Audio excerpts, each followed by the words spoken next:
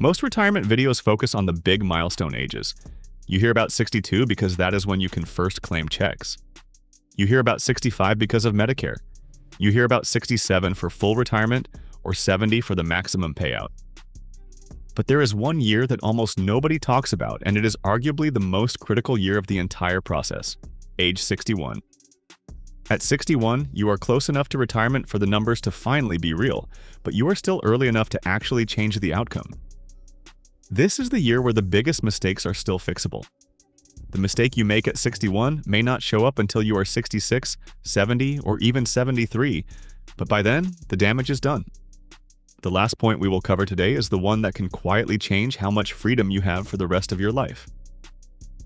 Before we continue, please take a moment to like this video, subscribe to the channel, comment below, and hit the notification bell to never miss our next wealth-building breakdown in this changing economy, and to help this video reach others in our community needing financial advice. Age 61 is the ultimate decision window. It serves as the bridge between your working life and your retirement life. It is the final full planning year before many people become eligible to claim Social Security. It is also close enough to the Medicare age of 65 that your healthcare planning cannot be ignored anymore. The problem is that many people make their retirement decisions based on emotion. They are tired of the office, afraid of a market crash, worried about a health scare, or feeling pressure from family to finally slow down. At 61, your job is not necessarily to retire immediately. Your job is to build the retirement control panel. You need a solid retirement planning strategy that moves you from guessing to knowing. Before you decide exactly when to walk away, you need to answer one question that most people completely skip. The Social Security decision starts long before you turn 62. Most people think they can just wait until they are 62 and then decide on the fly. That is a massive mistake. While you can usually begin taking Social Security benefits at age 62, claiming that early usually means a permanently reduced monthly benefit compared to waiting for your full retirement age. This is not a simple choice of claiming early or late. It depends on your health, your immediate income needs, your spouse's situation, your tax bracket, and your future work plans. The Social Security Administration says benefits can be claimed anytime from 62 to 70, and the monthly amount grows the longer you wait. At 61, you need a practical checklist. Estimate your benefits at 62, 67, and 70.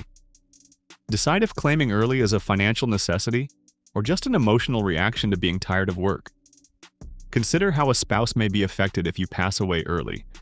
Build a delay plan if waiting could maximize your lifetime wealth. But Social Security benefits are only one side of the equation.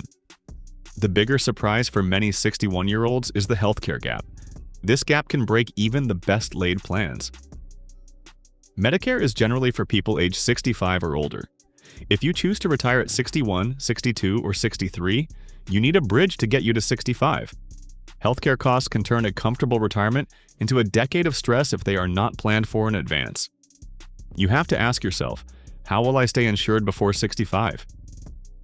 This is a non-negotiable part of your budget. You need to price out health insurance before you leave your job. You should understand your spouse's coverage, any employer retiree benefits, ACA marketplace options, COBRA, or even the possibility of part-time work that offers benefits. Build these premiums and out-of-pocket costs into your monthly retirement budget now. When you hit age 64, be ready for Medicare enrollment, because that window opens 3 months before you turn 65. This is where many people discover their real retirement number is not actually their portfolio balance. Finding your retirement number at 61 is crucial. Though common, "Do I have enough?" is too ambiguous to be useful.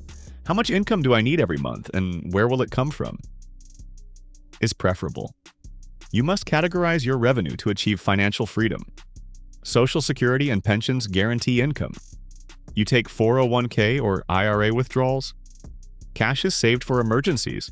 Your income may be part-time. Calculate essential versus lifestyle expenses at 61. Separate must-pay items like housing and food from nice-to-haves like vacation and hobbies. Estimate retirement income at 62, 65, and full retirement age. One person can retire with $500,000, whereas the other cannot. Spending, debt, healthcare, and time always differ. Tax planning is also lucrative at 61. Many persons are beyond 59 and a half, thus some retirement account distributions may avoid the 10% penalty. However, RMDs usually start at 73. The planning window is unique. Roth conversions, taxable account withdrawals, and IRA distributions may need to be coordinated to reduce your lifetime tax liability. Ask your tax professional if your income will drop between retirement and RMDs. Consider converting some traditional IRA money to a Roth IRA while in a lower tax bracket. Understand how today's withdrawals may affect future taxes and Medicare premiums. Avoid random account withdrawals. The order of withdrawal can be as crucial as the amount saved. One of your most potent tools is the 60-63 catch-up window. IRS guidelines increase catch-up contribution limitations for persons turning 60, 61, 62, or 63. For the 2026 tax year, many 401k, 403b, 457, and federal TSP plans have a higher catch-up allowance of $11,250. This means you can save more aggressively at 61 than virtually any other point in your career. Anyone who feels behind on their goals will benefit greatly from this. Check your workplace plan for catch-up contributions. Choose pre-tax or Roth contributions for that extra money. Increase your savings with bonuses, cash flow, or lower spending.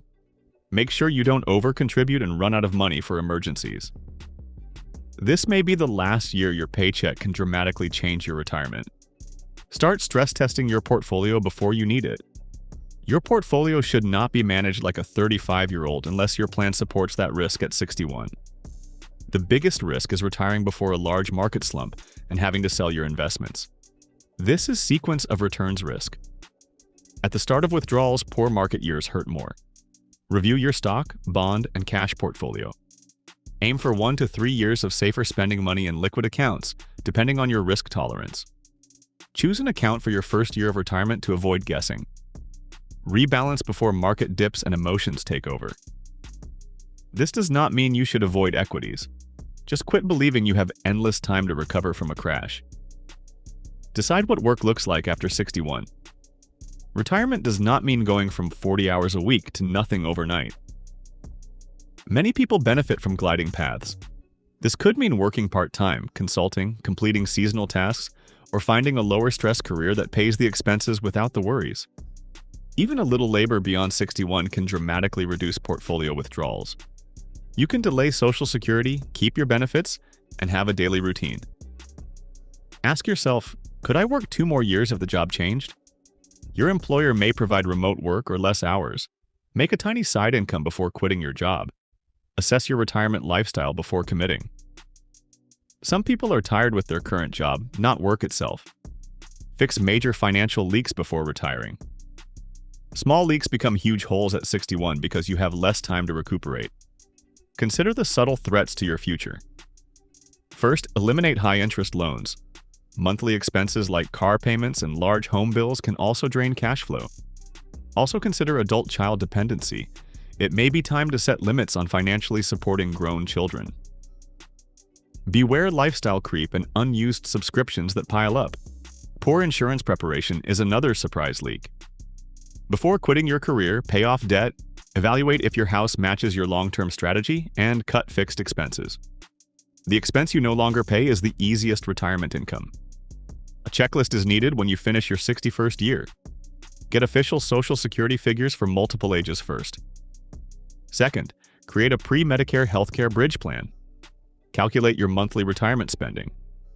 Fourth, assess your tax approach before RMDs. Fifth, use age 60-63 catch-up opportunities if eligible. Sixth, benchmark your investment risk against market downturns. Seventh, choose sudden or gradual work termination. Eighth, cut substantial debt and costs. Finalize a 12-month retirement rehearsal by living on your expected retirement budget while working. Pause and write your answers to these questions. This checklist distinguishes guesses from plans. Age 61 matters not because of a spectacular birthday. It matters because this is your last year of maximum flexibility. The incentive to claim Social Security increases at 62. After 65, healthcare decisions are inevitable. When you reach 73, the government tells you to withdraw money. You can shape the next decade at 61 instead of reacting to it. You may change your debt, savings, and expectations. Age 61 is not final. Your current choices will determine whether retirement seems like freedom or financial uncertainty. Make this year count.